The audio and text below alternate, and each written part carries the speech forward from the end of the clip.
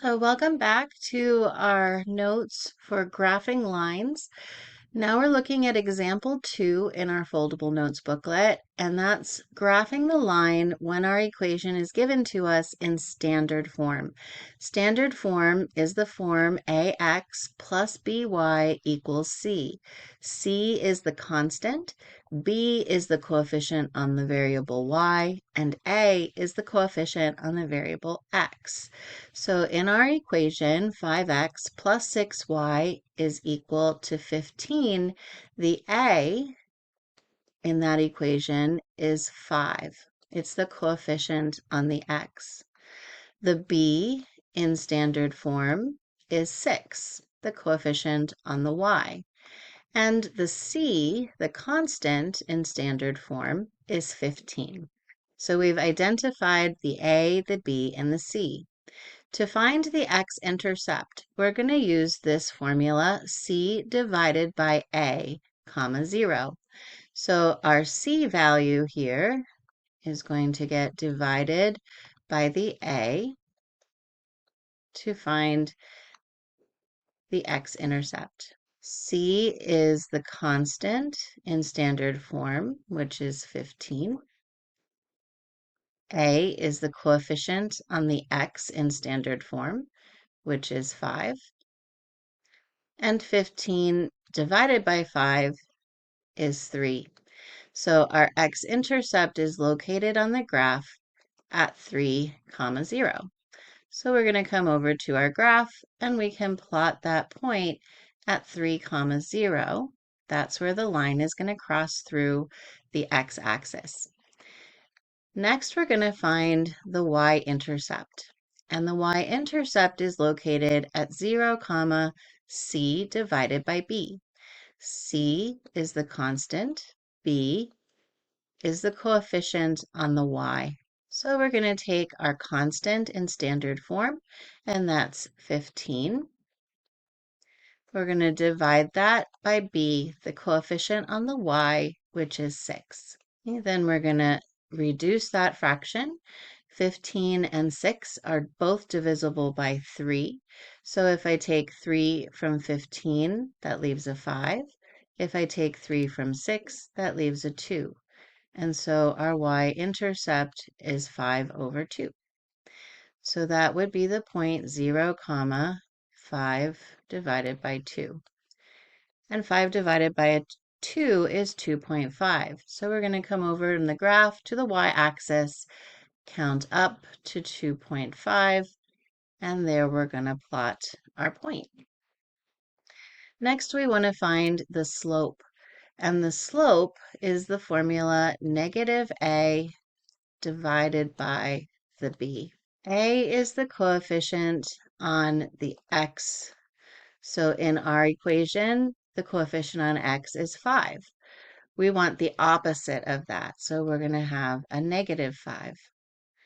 We divide that by the b, which is the coefficient on the y, and that's a 6. And so that negative 5 over 6 is the slope of this line. And we use the variable m for the slope. That m represents the rise over the run to the right. So starting at either of these 2 points, I'm going to start at the x-intercept at 3, 0.